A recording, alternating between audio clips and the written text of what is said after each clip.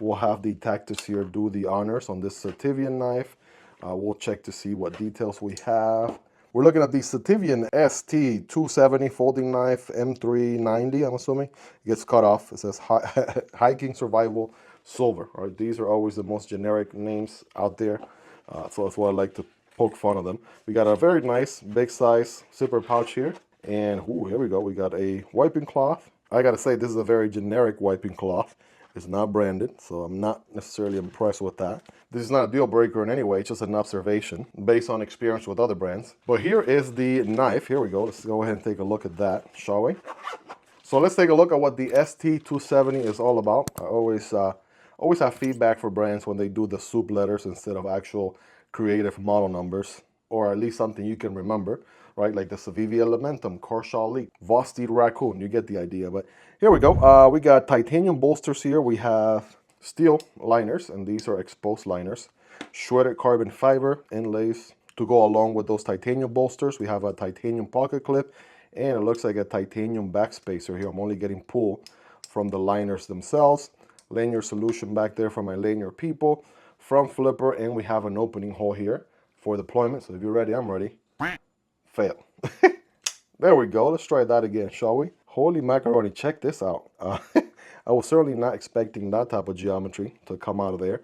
I thought it would be a more belly-focused blade, but man, we have, what in the cookery style blade do we have here? We have a recurve portion with a little bit of belly here towards the front. We have a harpoon situation going on there as well. A little harpoon area. Bee-blasted finish, contrasted by like a horizontal hand rub finish, it looks like, on the flat areas. That's a nice, interesting touch. It's going to be a little bit heavy on the billboarding side, I'll tell you that. You know, they got the ST Sitivien logo, is pretty prominent on there. And then to my point from earlier about a creative name, I guess I'll make sure you don't forget, because they got the ST270 printed pretty big on there, M390 steel, so it's a little bit on the, you know, heavy billboarding end of things. It is going to be a liner lock with no access from the show side, but nice and spread enough so you can push down into the left and disengage. That's not too bad, and that engagement is going to be about a 25 to 30% engagement or so. So far so good. Let's go ahead and check out the drop shot. All right, it's going to be a little bit of a shake shutter on the drop. Spidey flick. Now it just requires for you to give it the beans, because we do have a pretty decent detent on here, I want to say. Oh yeah, that is definitely a pretty, you know, a little bit on the stronger side of detents, if anything. Front flipper. Okay. Got good tension right there. It's actually located, right? The front flipper is actually almost aligned with the pivot itself. Gonna do different reach around front flipper methods here. Side of the index finger. There we go. And in case you're wondering, can you thumb deploy it? The answer is yes, you absolutely can. Now I'm noticing you got this handle that kind of curves down a little bit. It's gonna make for some pretty good ergos. Thumb right here behind the harpoon. All right, that feels nice and solid. This is a hammer grip. You got a little finger choke here you can also use to forward choke a tad bit. Flat grind, again, you got that recurve, which is going to trap material as you're cutting. You can also leverage that little belly portion to do some tabletop cutting and whatnot with it as well. Not as tall, and again, I picture it being more like a belly-oriented blade, but this was pretty surprising here with the recurve portion, to say the least. Got a little pivot anodization, little color going on there. That's looking good, a little pop of color. And it's got some, you know, a very interesting profile. I mean, I haven't checked out a knife like this in a minute. Definitely unlike anything I've seen here recently, at least the last 6 months or so. You guys are probably going to want to take a closer look. Check that out. Look at the way the handle comes down on here, right? Got this little portion back there on the handle. You got some good curves right here. This feels good on hand. Again, you can forward choke if you wanted to, or do the hammer grip. Still able to get a full purchase with my average size hands, so you should be good. Right, a little pinch and grip situation like this. That also works pretty nicely, right? Do some tip work if you wanted to. Looks like you could do utility cuts, right, and draw cuts as well without having to like bend the wrist all that much. So that's also nice.